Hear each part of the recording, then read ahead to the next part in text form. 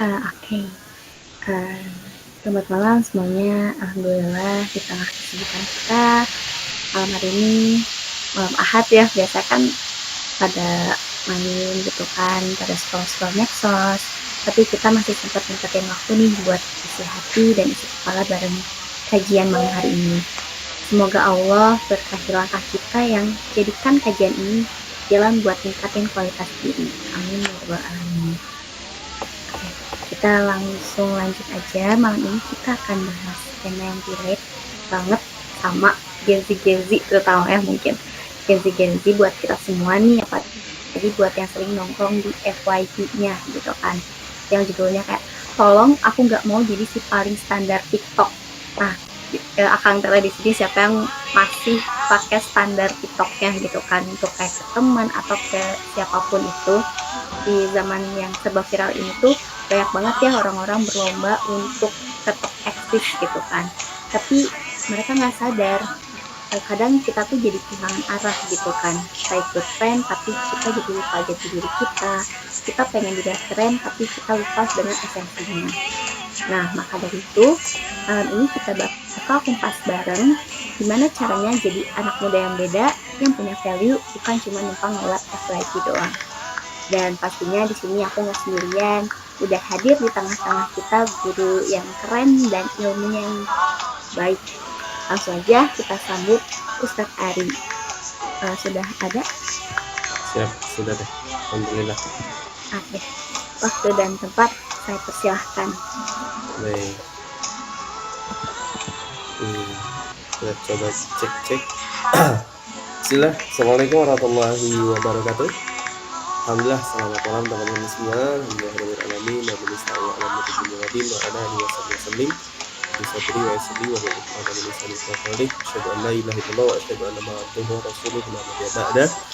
Allah Ta'ala Kitabil Karim. A'udzubillahi minasyaitonirrajim. Bismillahirrahmanirrahim. Inna fi khalqis samawati wa ikhtilafil laili wan nahari la ayatin li ulil albab. Al-ayah. Wa qala Rasulullah Muhammad sallallahu alaihi wasallam qul haqq wa la kadhib. Alhamdulillah, segala puji bagi Allah yang memberikan nikmat yang begitu banyak, nikmat yang tidak akan pernah bisa terhitungkan, nikmat yang semuanya adalah segala sesuatu yang mungkin tidak diberikan kepada manusia yang lain atau hanya diberikan kepada umat muslim saja. Yang jelas bahwa nikmat itu adalah nikmat yang paling besar, yakni adalah nikmat iman, dan juga adalah nikmat diberikan sehat dan juga diberikan waktu luang.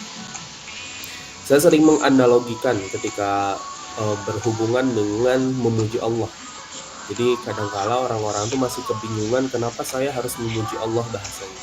Kenapa saya harus beribadah kepada Allah. Itu secara simpelnya anak-anak Gen Z kan gitu, mereka mempertanyakan tentang hal-hal yang seperti itu. Saya biasanya menjawab dengan sesuatu yang lebih mudah. Bahasanya kayak gini.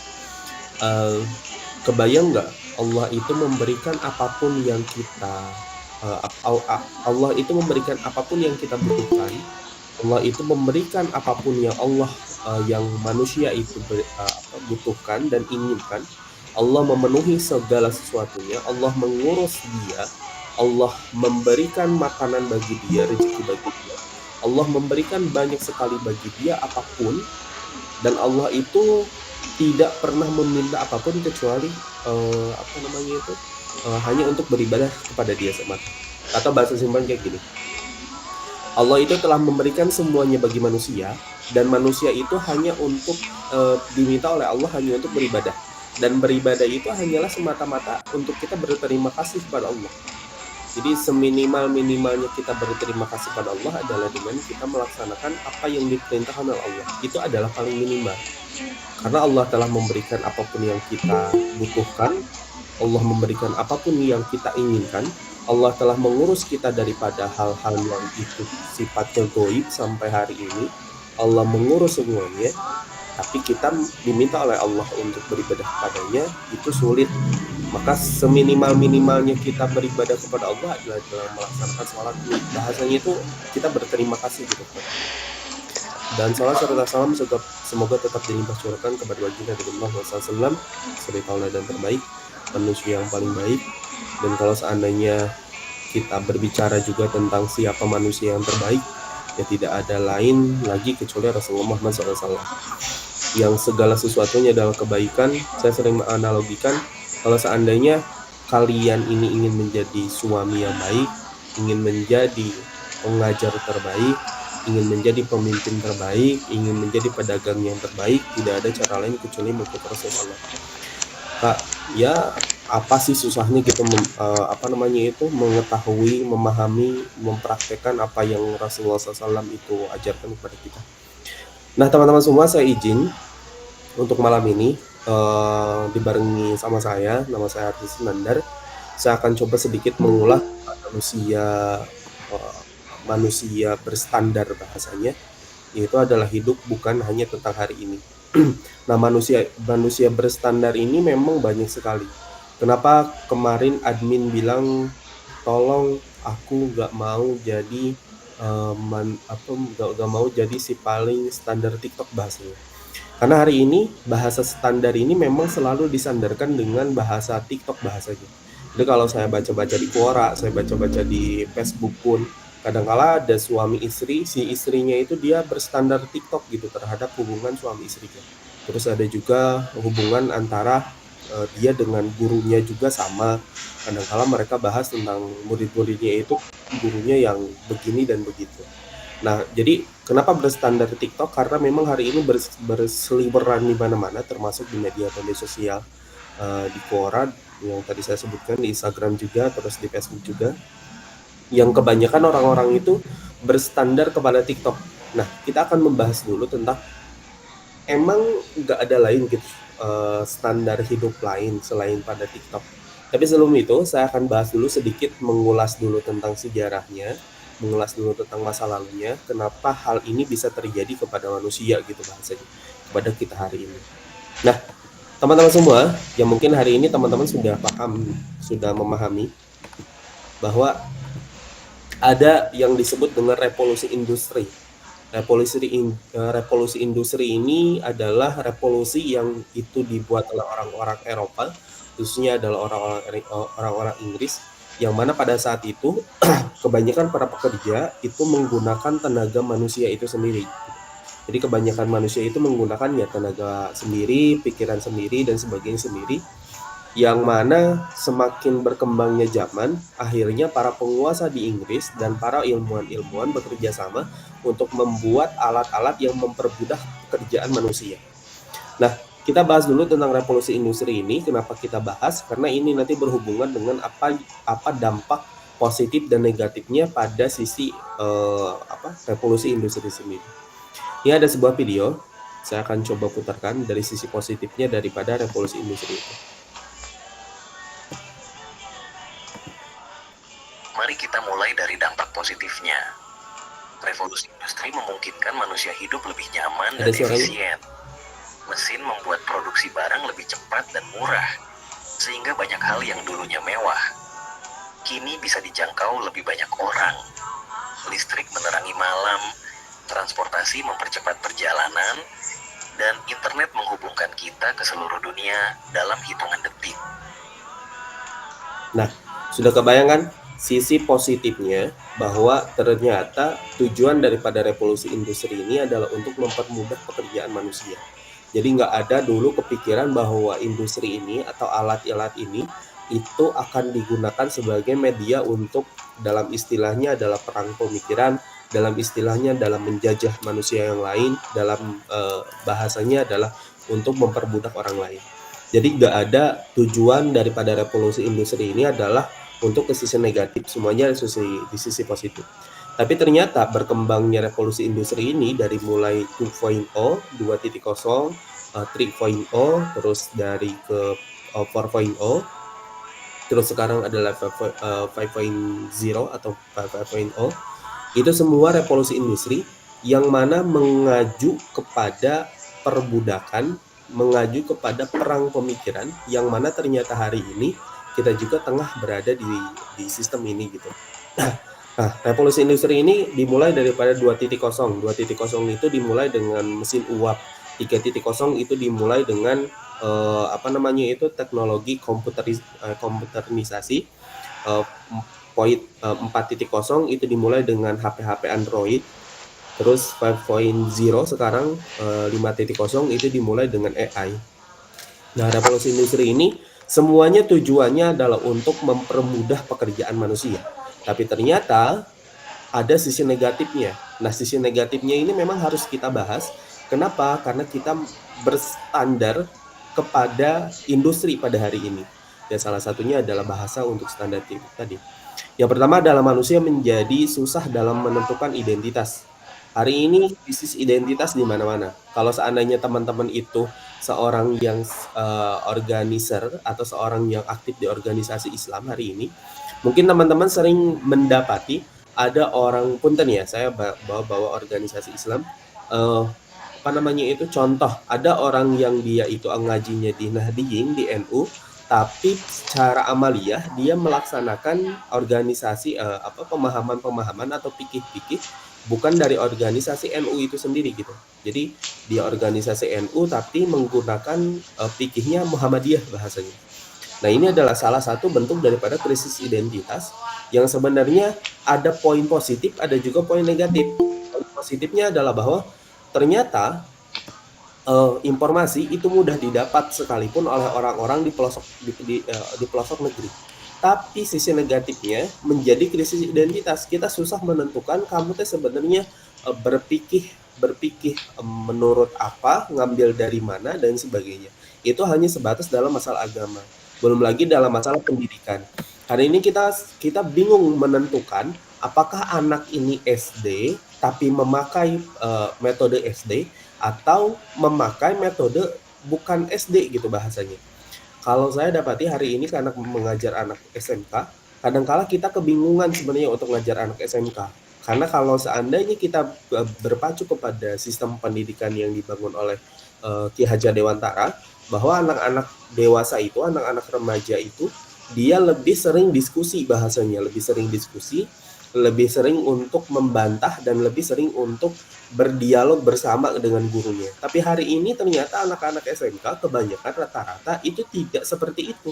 Malahan lebih banyak bermain-main, lebih banyak kita diajak untuk bersenang-senang, baru mereka mau untuk belajar bahasanya. Nah, karena ini adalah krisis identitas. Di pendidikan saja yang seharusnya anak SMA itu atau SMK itu sudah berada di tahap yang itu adalah untuk dialog keilmuan, itu masih berada di fasenya adalah fase SD gitu. Mereka bermain-main, bersenang-senang, mereka masih memandang bahwa hidup ini adalah sebatas ini dan itulah bahasanya. Nah, ini adalah salah satu bentuk daripada sisi negatif revolusi industri dalam krisis identitas. Belum lagi nanti dalam hubungan pergaulan, kadangkala banyaklah bahasa-bahasanya. Jadi krisis identitas ini adalah salah satu dampak daripada revolusi industri. Terus yang kedua adalah era VUCA dimulai. Era VUCA itu salah satunya adalah ambiguitas. Ambiguitas ini yang A-nya itu adalah ambiguitas, VUC-nya itu saya lupa, tapi yang jelas ada salah satu di sana tentang informasi yang mudah didapat. Karena informasi mudah didapat, jadi krisis identitas, dan A-nya itu adalah ambiguitas. Nah, ambiguitas ini adalah satu fase di mana hari ini merajalela di mana-mana. Kadangkala kita dapat informasi yang kadangkala tidak sama dengan apa yang terjadi di lapangan gitu. Kayak contoh tuh ketika informasinya dari pihak A seperti ini, dari pihak B seperti ini, dan ketika dirampungkan ternyata tidak menemukan sisi terang. Nah, itu adalah salah satu daripada bentuk ambiguitas tadi yang mana hasil daripada revolusi industri dari sisi negatif. Nah, terus yang selanjutnya adalah ambius tinggi dengan visi menguasai dunia. Karena memang revolusi industri ini dibangun untuk mempermudah pekerjaan manusia, tapi juga mempermudah untuk menguasai manusia. Hari ini revolusi industri dibayangkan. Bayangkan saja, internet 5G atau 4.0 tadi atau revolusi 4.0 itu bisa menguasai hampir sepertiga dunia bahasanya. Dan ketika orang itu dia bisa menemukan jaringan seperti itu atau menemukan hal yang dipermudah tadi, maka ambius atau ambisi untuk menguasai dunia pun itu semakin tinggi gitu bahasanya. Nah, selanjutnya adalah berdampak kepada lingkungan. Kita sudah tahu bahwa revolusi industri juga ini adalah berdampak kepada lingkungan tadi. Nah, selanjutnya. Nah, setelah revolusi industri ini itu pecah belahnya umat Islam. Nah, setelah revolusi industri ini terjadi perang dunia I di Inggris. Perang dunia I itu mulai, terus Inggris menjadi pemenang pada perang dunia I dan mengalahkan Khilafah Turki Utsmani. Dan apa yang terjadi? Umat Islam itu terpecah belah, yang itu menjadikan mereka tidak ada kekuatan untuk menangani kemajuan di Eropa. Bahasanya kayak gini. Kalau Eropa itu menang, maka penguasa dunia ini itu penguasa dunia ini adalah orang-orang yang dia bukan beragama Islam bahasanya. Jadi kebijakannya dan apapun yang dia dapatkan atau apapun yang dia lakukan sudah tentu itu jauh daripada apa yang Islam itu perintahkan. Nah, setelah Khilafah Turki Utsmani kalah, maka tanah umat Islam itu terbagi-bagi. Karena terbagi-bagi ini menjadikan umat Islam ini seperti anak ayam yang kehilangan induknya bahasanya. Kenapa anak ayam kehilangan induknya? Karena umat Islam ini kehilangan kepemimpinan mereka. Mereka susah untuk menentukan apa yang harus dilakukan untuk revolusi industri ini. Apakah mereka akan menolak industri, ataukah mereka akan menerima industri, ataukah mereka akan hidup nomaden, ataukah mereka akan hidup bagaimana itu, mereka kehilangan hal itu. Nah, ini saya sering bahas juga. Salah satu dampak dari sini itu adalah tentang Palestina dan Israel. Itu bukan pembahasan saya pada malam ini. Selanjutnya. Nah, kalau teman-teman tahu tentang standar TikTok ini, kita akan mulai bahas daripada kita akan masuk ke pembahasan standar TikTok tadi. Nah, standar TikTok ini adalah salah satunya kepentingan kapitalisme. Jadi kalau bahasnya itu adalah apa itu kepentingan kapitalisme atau apa itu kapitalisme?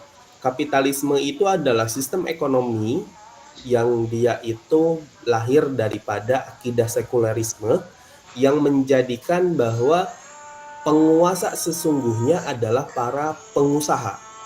Bisa diulang, pengusaha sesungguhnya adalah para pengusaha. Jadi sistem kapitalisme ini itu melahirkan sebuah akidah, namanya akidah sekuler, atau akidah sekuler ini menghasilkan sebuah sistem ekonomi namanya kapitalisme, yang itu menggunakan bahasanya adalah memisahkan agama dengan kehidupan atau pasludin anil hayyah. Jadi kalau teman-teman tahu tentang kenapa hari ini standar TikTok ini kadangkala itu tidak berlandaskan kepada Islam sama sekali bahasanya. Karena ada kepentingan kapitalisme. Kepentingan kapitalisme itu adalah bahasanya kepentingan para pengusaha. Kalau seandainya teman-teman simak beberapa video-video kayak video FYP di TikTok itu kebanyakan adalah mempromosikan salah satu produk atau mempromosikan salah satu orang untuk semakin tinggi dia, dan itu menjadikan standar hidupnya. Kayak contoh tuh hari ini yang naik di TikTok itu setahu saya adalah yang menggunakan musik statue.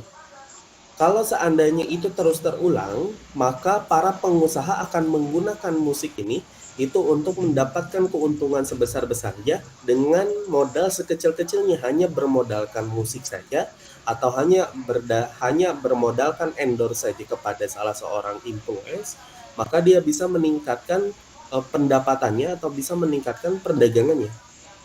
Nah, tapi dampaknya kebanyakan daripada apa yang dilakukan oleh para pengusaha atau para kapitalisme ini menjadikan mereka itu susah menentukan, khususnya adalah para pengguna TikTok ini atau pengguna sosial media ini, mereka susah untuk menentukan apa sikap yang harus dilakukan terhadap video tersebut atau terhadap perilaku tersebut.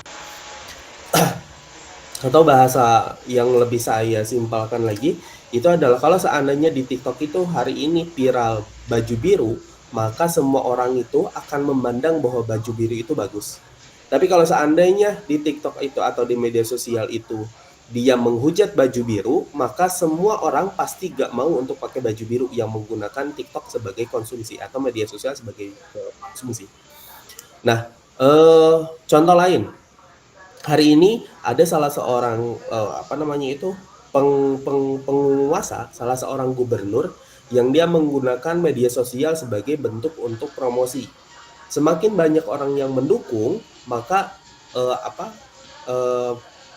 semakin banyak orang yang mendukung, maka orang-orang akan semakin respect kepada dia. Tapi ketika semakin banyak orang yang menghujat, maka orang-orang pun akan kehilangan respectnya gitu bahasanya. Jadi hari ini orang-orang tuh susah menentukan sikap kepada salah seorang jika dibandingkan dengan dirinya sendiri gitu. Jadi orang-orang sekarang tuh dia mengikuti apa yang ada di media sosial. Kalau seandainya media sosial menghujat dia, maka saya pun akan hujat dia. Tapi kalau seandainya salah seorang itu memuji dia, maka saya pun akan memuji dia gitu. Nah, itu salah satu bentuk daripada kepentingan kapitalisme. Selanjutnya adalah kepemilikan tidak diatur, yang mana hari ini kebanyakan orang-orang tuh seperti ini. Bahasa kepemilikan tidak diatur itu dalam pandangan kapitalisme adalah segala sesuatu di muka bumi ini itu boleh dikuasai oleh sepihak orang atau oleh segelintir orang atau oleh individu sekalipun. Entah itu adalah rumah, entah itu adalah nyawa, entah itu adalah tanah, entah itu adalah apapun yang ada di muka bumi ini itu boleh dimiliki oleh siapapun. Nah, itu adalah salah satu sistem daripada kapitalisme ini. Termasuk adalah identitas kita, termasuk adalah apapun yang kita muat di media sosial itu menjadi kepentingan bagi kapitalisme. Ya bayangin saja lah, orang-orang pengusaha itu dia bisa menggunakan data kita untuk diperjualbelikan bahasanya. Saya dapati kemarin ketika main di Quora itu, saya dapati ada salah seorang penulis, dia nulis bahwa hampir pada tahun 2023 itu website daripada pemerintahan itu hampir terbobol semuanya bahasanya, dan hampir seluruh rakyat Indonesia katanya itu di Quora itu bahasanya itu data identitasnya sudah bocor gitu. Nah, karena tadi bahwa pengusaha ini mereka menggunakan segala cara untuk mendapatkan keuntungan sebesar-besarnya dengan modal sekecil-kecilnya. Cuman modal bisa kemampuan untuk ngehack sistem pemerintahan saja, mereka bisa meraih keuntungan yang banyak banget gitu. Nah, itu adalah salah satu kepentingan kapitalisme. Di kenapa hari ini masih banyak identitas yang kita muat di media sosial, salah satunya adalah untuk mendapatkan identitas kita, ya kalau seandainya buruk-buruknya sih diperjualbelikan. Nah, terus salah satu kepentingan daripada kapitalisme ini yang kita hari ini berstandarkan kepada media sosial itu bebas melakukan apapun. Di media sosial itu hari ini bebas melakukan apapun tanpa ada privasi sekali. Silakan teman-teman lihat. Ada orang yang ngumbar-ngumbar kemesraannya, ada orang yang ngumbar-ngumbar hartanya, sampai mohon maaf hubungan seksualnya pun itu diumbar-umbar, hubungan hutangnya diumbar-umbar, hubungan masalah antara ibunya dengan dia itu diumbar, masalah keluarganya itu diumbar, segala sesuatunya diumbar. Karena apa? Karena bebas melakukan apapun.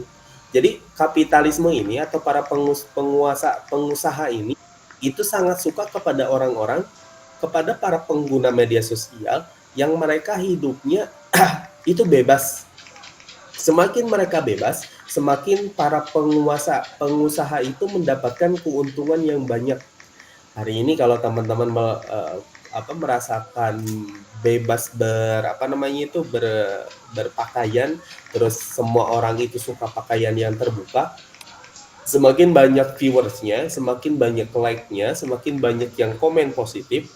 Yang awalnya dia gak mau buka-bukaan pakaian, tapi karena kebanyakan yang nonton dan banyak yang like, banyak juga yang ngedukung, maka dia itu mau untuk mengumbarnya gitu, mau untuk melepaskan pakaiannya bahasanya. Hari ini juga kebanyakan para pengguna media sosial itu bisa meraih keuntungan hanya dengan mengupload videonya saja. Ya, maka wajar lah kalau seandainya salah seorang pengguna media sosial itu dia bebas yang pertama adalah dia bebas melakukan apapun, yang kedua adalah ternyata semakin banyak yang nonton, semakin banyak saya mendapatkan keuntungan. Dan orang-orang itu hari ini tertarik kepada hal-hal yang sifatnya ya bebas seperti itu. Semakin bebas hal-hal yang dimuat di media sosial, semakin banyak orang-orang itu bisa menonton. Kalau teman-teman cek di TikTok, misal di pencarian, silakan cari tentang kajian. Itu biasanya yang like-nya cuma 100, 200, paling banyak 1000, paling banyak 2000. Saya belum nemu ada satu video yang tembus viewernya sampai 1 atau 2 juta.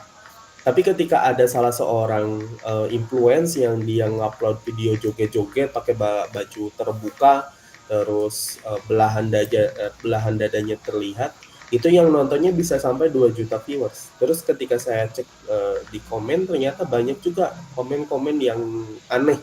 Kayak contoh tuh kemarin ada salah seorang suami yang bilang, pengen dong ngecerain istri saya kalau lihat kamu, katanya. Itu salah satu bentuk seperti itu.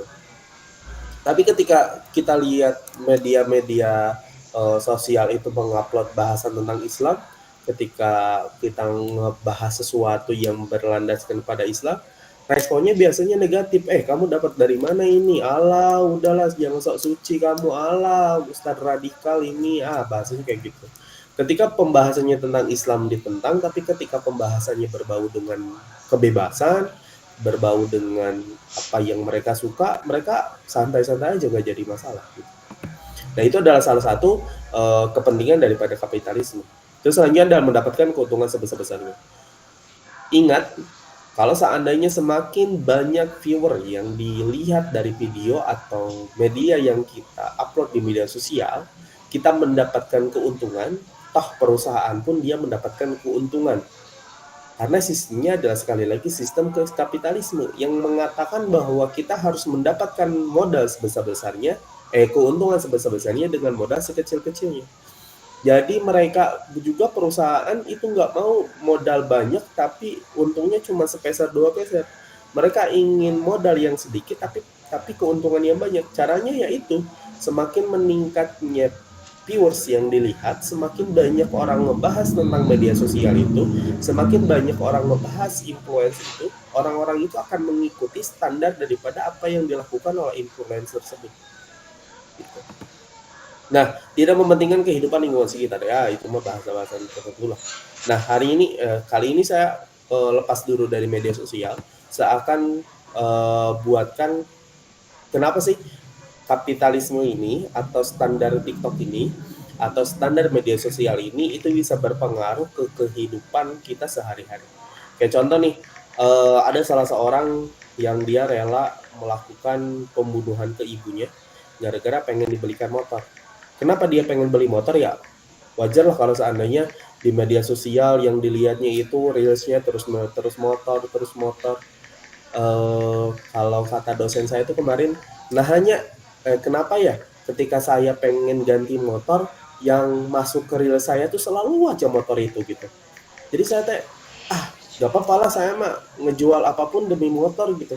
Karena informasi yang didapat sehari-hari adalah apa yang dia inginkan gitu di media sosial, atau apa yang dia inginkan di kehidupan dia, terus didukung sama media sosial. Nah, begitupun kayaknya anak ini juga sama.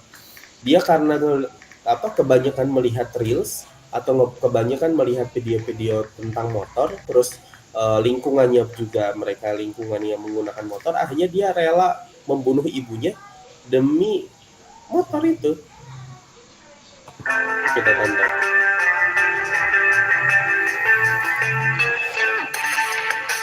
Seorang anak berinisial RS, 23, membunuh ibu kandungnya di rumahnya di Kelurahan Bertasinga, Cilacap. Nah, insiden itu terjadi pada Rabu, tanggal 8 September tahun 2021, sekira pukul 10 waktu Indonesia Barat. RS membunuh ibunya dengan cara melukai leher sang ibu menggunakan parang. Korban merupakan seorang penjual bubur di daerah sekitar. Ia ditemukan tewas bersimbah darah di depan pintu kontrakannya. Insiden tersebut dibenarkan oleh Kasat Reskrim Polres Cilacap AKP Rivet Konstantin Baba. Dikutip dari tribunjateng.com, Rabu, tanggal 8 September tahun 2021, diduga RS tega membunuh ibu kandungnya lantaran korban menolak membelikan sepeda motor. Sang ibu menolaknya lantaran belum memiliki cukup uang. Insiden pembunuhan terjadi di rumah kontrakan korban. Saat itu tetangganya sempat mendengar keributan antara pelaku. Nah, ini adalah salah satu bentuk daripada ketika kita berstandar kepada media sosial, maka media sosial itu memanjakan kita. Dan media sosial itu memaksakan kehendak kita. Kalau hari ini kita menginginkan sesuatu, biasanya media sosial itu lebih sering intens melihatkan hal-hal yang seperti itu. Terus ini salah satu contohnya juga. Ini salah satu kerusakan yang ada di darat dan di laut juga karena kapitalisme. Tapi memang kenapa ada hubungannya? Karena tadi pembahasannya adalah tentang kapitalisme. Nah, kepentingan kapitalisme ini atau media sosial ini itu juga berpengaruh untuk kepentingan politik, untuk kepentingan ekonomi, pendidikan, pergaulan, dan masih banyak lagi. Jadi pembahasannya cukup lumayan panjang, tapi saya akan persingkat karena bahasanya biasanya kalau bahasan ini cukup ngebuat pusing, apalagi kalau malam-malam. Ya, ini kabar dari Rasulullah SAW. Rasulullah SAW itu pernah bersabda yang kepada para sahabatnya, sungguh kalian akan mengikuti jejak orang-orang sebelum kalian, sejengkal demi sejengkal, sehasta demi sehasta, sampai jika mereka masuk ke lubang biawak pun kalian akan mengikutinya. Kami bertanya, wahai Rasulullah, apakah mereka itu Yahudi dan Nasrani? Beliau menjawab, lalu siapa lagi kalau bukan mereka? Teman-teman, perlu di disclaimer dulu. Kenapa tadi saya bahas dulu tentang revolusi industri? Kenapa tadi saya bahas dulu tentang sejarah Perang Dunia I? Dan kenapa saya bahas tentang kepentingan kapitalisme? Karena ternyata daripada revolusi industri, daripada Perang Dunia I, daripada kepentingan kapitalisme, semua ini adalah buatan daripada non-Islam atau buatan para Yahudi dan para Nasrani. Revolusi industri itu pure dananya 100% itu daripada bangsa Yahudi. Namanya adalah Theodor Herzl, dia yang membuat negara Israel juga. Dia yang mendanai revolusi industri ini untuk maju di Inggris. Karena dulu Inggris itu dia kehilangan dana, kehilangan sumber daya, dan Yahudi ini, orang-orang Yahudi itu terkenal pada saat itu orang-orang kaya. Kebayang, dulu ketika Yahudi itu meminta sepetak tanah di Palestina, itu datanglah Theodor Herzl kepada ke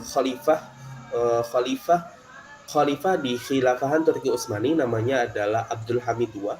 Jadi si Theodor Herzl ini datang untuk meminta sepenggal tanah atau sejengkal tanah. Maka apa yang dikatakan oleh Abdul Hamid II, Abdul Hamid II bilang kayak gini, sungguh bahwa tanah Palestina itu bukanlah milik saya. Tanah Palestina ini adalah milik umat Islam. Maka saya tidak berhak untuk menjualnya sejengkal pun kepada kamu.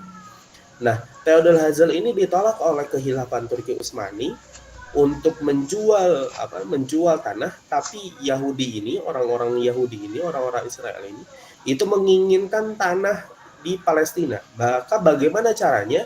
Caranya adalah Theodor Herzl dia mendanai revolusi industri, dan dia juga yang menjadikan Perang Dunia I itu muncul.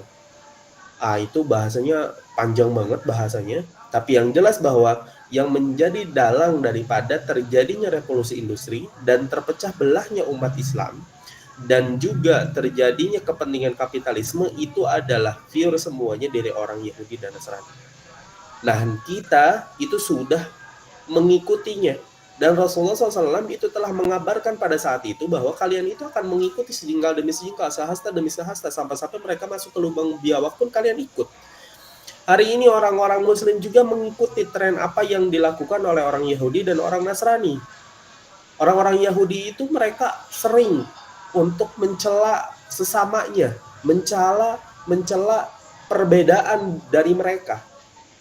Dan hari ini pun orang Muslim sama. Yang padahal orang muslim itu mereka berakidah yang sama, mereka berfikih kepada fikih yang sama bahasanya, mereka juga berkiblat kepada kiblat yang sama, ke arah yang sama, tapi mereka berpecah belah sebagaimana orang-orang Yahudi dan Nasrani itu berpecah belah. Hari ini orang-orang muslim berpakaian itu bukan berpakaian daripada pakaiannya orang Islam. Mereka mengikuti Yahudi dan Nasrani. Kebayang sekarang, orang-orang muslim lebih suka keluar rumah itu dengan tidak menggunakan jilbab, tidak menggunakan apa pakaian yang diperintahkan oleh Islam. Kenapa? Karena mereka mengikuti tren daripada orang-orang Yahudi dan Nasrani. Jadi, kalau seandainya kita hari ini merasa pantas untuk masuk surga, saya bilang ke teman-teman saya, sebenarnya kalian itu nggak pantas sama sekali untuk masuk surga bahasanya. Kalau bukan karena rahmat Allah atau karena kalian sendiri ini, saya pikir dengan pikiran saya aja yang dangkal ini, saya pikir kamu tuh nggak pantas masuk surga dan kamu tuh nggak pantas untuk ketemu dengan Rasulullah. Bayangkan saja, Rasulullah SAW itu telah memberikan apapun yang kalian butuhkan, termasuk adalah Rasulullah itu membawa kabar gembira bagi orang-orang Muslim dan membawa peringatan bagi dan kabar gembira bagi orang-orang Muslim dan peringatan bagi orang-orang Muslim, tapi mereka itu tidak mengikuti apa yang disampaikan oleh Rasulullah SAW. Maka hari ini yang orang-orang yang merasa bahwa saya akan bertemu dengan Rasulullah atau mereka akan hidup bersama dengan Rasulullah, itu adalah suatu kedangkalan berpikir bagi saya. Kenapa demikian? Karena kamu saja sudah mencela Rasulullah. Dengan kamu tidak mengikutinya saja, kamu pun itu sudah mencelanya. Apalagi kamu menolak apa yang Rasulullah SAW itu bawa. Jadi kebayang saja, kamu lebih suka mengikuti apa tren-tren yang dibawakan oleh orang-orang Yahudi dan Nasrani dibandingkan dengan tren-tren daripada yang Rasulullah SAW itu bawa. Padahal Islam itu, apa yang dibawakan oleh Rasulullah itu tidak lebih canggih dibandingkan dengan apa yang dilakukan oleh Yahudi dan Nasrani. Orang Yahudi dan Nasrani itu mereka baru menemukan teknologi pada abad ke-18. Sedangkan umat Muslim itu jauh lebih awal mendapatkan teknologi mereka. Teknologi perangnya, teknologi komunikasinya, teknologi dan sebagainya, termasuk adalah penulisan buku, termasuk adalah percetakan, termasuk adalah psikologi. Di Turki ada salah satu rumah sakit jiwa pertama di dunia. Terus ada juga kampus pertama di Andalusia, terus ada juga pesawat pertama oleh Abbas bin Firnas, itu dibuat oleh mereka orang-orang Muslim. Tapi hari ini kita merasa bahagia ketika orang-orang Eropa ini, orang-orang Yahudi dan Nasrani ini mendapatkan tren yang baru, kita mengikutinya. Sedangkan dulu kita hidup, orang-orang Muslim hidup itu jauh lebih maju dibandingkan dengan peradaban hari ini. Nah, salah satunya juga bahwa Rasulullah SAW itu pernah bersabda bahwa sesungguhnya Islam datang dalam keadaan asing dan akan kembali asing sebagaimana awal datangnya. Maka berbahagialah orang-orang yang asing. Hari ini kalau teman-teman lihat kenapa konten-konten Islam itu lebih turun viewersnya, lebih turun like-nya, lebih turun komennya, lebih turun orang yang nge-follow akun Islam dibandingkan dengan akun-akun yang ya bahasanya kayak gitulah. Kenapa demikian? Karena Rasulullah SAW itu telah mengabarkan bahwa Islam itu akan kembali asing. Dan hari ini Islam itu lebih asing dibandingkan dengan hubungan mereka dengan orang tuanya bahasanya. Mereka itu dengan orang tuanya, sekalipun hari ini ada bahasa fatherless, yang bapaknya ada tapi dia nggak merasakan ada bapak, itu masih saja mereka merasakan asing antara anak dengan bapaknya. Dan hari ini Islam lebih asing daripada orang yang asing dengan bapaknya bahasanya. Orang yang cerai, misalnya ada orang tua yang cerai, terus anaknya dia susah berhubungan sama ibunya, susah berhubungan dengan bapaknya, itu tidak lebih asing dibandingkan dengan Islam itu sendiri. Orang-orang yang anak-anak yang broken home itu dia masih bisa berkomunikasi sama ibunya, masih bisa ketemu dengan bapaknya sekalipun tidak berkomunikasi bahasanya. Karena masih satu dunia. Tapi orang Islam ini hari ini itu asingnya ya ampun. Mereka aja nggak tahu apa itu riba, apa itu rukun Islam, apa itu baca Al-Qur'annya saja masih belum bisa dan bahasa lain sebagainya. Saya sampai dapati itu salah satu di daerah, itu menjadi di salah satu daerah di Kabupaten Bandung Barat dan di Kabupaten Bandung, itu adalah ada satu daerah yang itu masih buta aksara dan masih buta huruf Al-Qur'an. Itu saking Islam itu asing, padahal hari ini apa sih yang nggak asing gitu. Orang hari ini tahu tentang gaya rambut apa tuh, dah cepmek, bahasa-bahasa kayak gitulah. Terus baju-baju yang baru, baju-baju yang tren itu mereka tahu.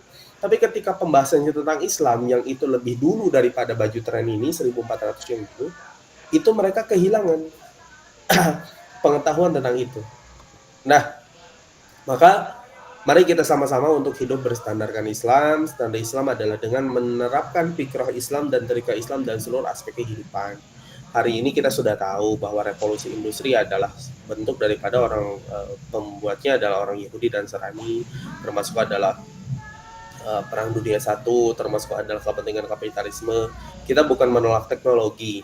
Hari ini saya pun menggunakan teknologi, tapi berbaiklah untuk menggunakan teknologi. Hari ini kita masih sama-sama berjuang, kita hari ini masih sama-sama untuk mencari ridha Allah, maka gunakan teknologi-teknologi ini itu untuk lebih dekat kepada Allah bahasanya. Jangan menjadi asing dengan agama sendiri. Coba lebih perkenalan, coba lebih pendekatan, coba lebih sering-sering untuk berdiskusi tentang Islam. Jangan kaku dengan bahasa-bahasan Islam. Jangan menolak apapun yang ajakan-ajakan tentang Islam. Dan alhamdulillah hari ini katanya ada ada Dr. Zakir Naik di Bandung. Salah satu keberkahan untuk orang-orang Bandung. Karena di Malang katanya ditolak, tapi di Bandung diterima. Salah satu keberkahan dan sebagainya. Ini ada satu mind map, tapi kayaknya waktunya nggak tahu waktunya sampai jam berapa ya, sampai jam 10 kalau nggak salah. Tapi pembahasannya memang agak berat untuk pembahasan ini. Saya coba untuk menerapkan metode berpikirnya Ibnu Khaldun. Saya mencoba untuk menerapkan bagaimana sistem daripada pembelajaran itu, yang hari ini saya coba untuk tidak banyak bermain-main, sekaligus adalah saya coba untuk tidak membahas Islam itu secara sanda gurau. Saya coba untuk serius hari ini, dan apakah ini efektif atau tidak, itu ternyata kurang efektif untuk pembahasan seperti ini. Jadi, masih banyak umat muslim pun, termasuk mungkin keluarga saya pun, itu pembahasan Islam yang bahasanya lebih santai. Tapi saya coba untuk pembahasan ini itu coba untuk lebih serius. Tapi memang begitulah ternyata. Nah, ini salah satu mind map-nya. Jadi sebenarnya standar hidup Islam itu, Islam telah mengatur segalanya, termasuk dalam mengatur akidah, mengatur ibadah, mengatur akhlak, adab, keluarga, tujuan hidup, politik dan kepemimpinan, muamalah dan sebagainya. Islam telah mengaturnya, maka bersegeralah untuk sama-sama untuk belajar Islam, dan jangan sampai kita jauh daripada pembahasan Islam itu, dan jangan sampai kita asing terhadap Islam itu sendiri. Mungkin itu saja yang saya bisa bahas. Untuk selanjutnya, maka saya kembalikan kepada pembawa acara. Benar. Oke, baik, terima kasih buat Ustadz Aris Nanar. Terima kasih, keren banget ya guys pemateriannya hari ini.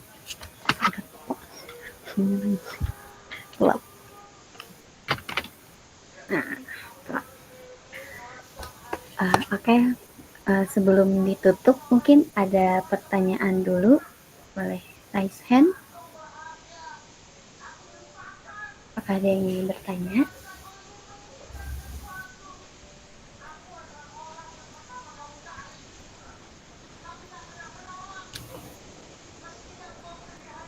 Sepertinya kayaknya udah cukup banget ya materinya, udah keren banget, udah ditulis juga kan ya akan tetehnya. banyak banget insight yang bisa kita ambil juga, terutama tadi tentang pentingnya punya jati diri yang kuat, dan juga kita tuh jangan jadi orang si paling gitu di media sosial, tapi juga si paling taat, si paling bermanfaat, dan yang paling penting si paling dirindukan surga. Mungkin karena tidak ada pertanyaan, mungkin kita cukupkan saja pada malam hari ini, atau gimana, Kang? Iya, boleh dicukupkan saja deh. Oke. Baik, terima kasih semuanya. Sebelum kita bubar, yuk kita bareng-bareng tutup dengan doa kafaratul majelis. Subhanakallah wa bihamdika asyhadu an la ilaha illa anta astaghfiruka wa atubu ilaik. Sampai ketemu di kajian berikutnya semuanya. Assalamualaikum warahmatullahi wabarakatuh. Waalaikumsalam warahmatullahi wabarakatuh. Kita di ini dulu nggak? Di Boleh. foto dulu nggak Foto sih? dulu ya.